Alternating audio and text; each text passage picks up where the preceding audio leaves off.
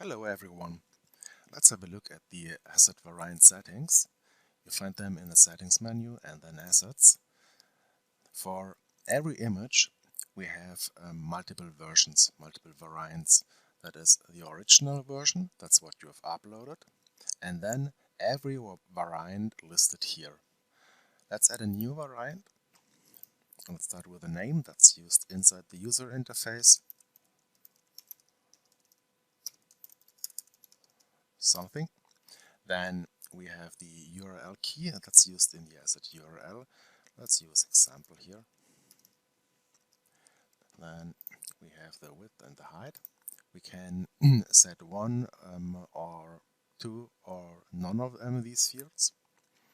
Let's use for something with it should have a width of 500 and an unlimited height. And then let's have a look here in the resize mode. The resize mode is, let's say, we say 500 here. Then if we have an image that is, let's say 500 and 600 in the original, then we can say, okay, contain. Contain means a one size will fit the dimensions defined here, but the other side will have some room. So the resulting image will be a little bit smaller than what we've defined here.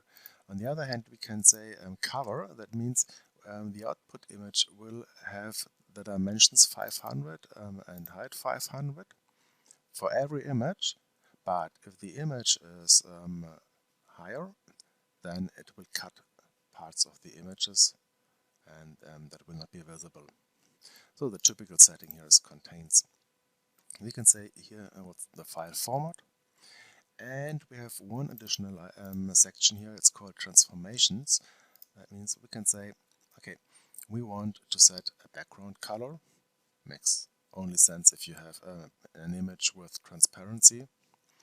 Then we can say remove the background color. That's used if you have images with a white background, but you need transparency in the background.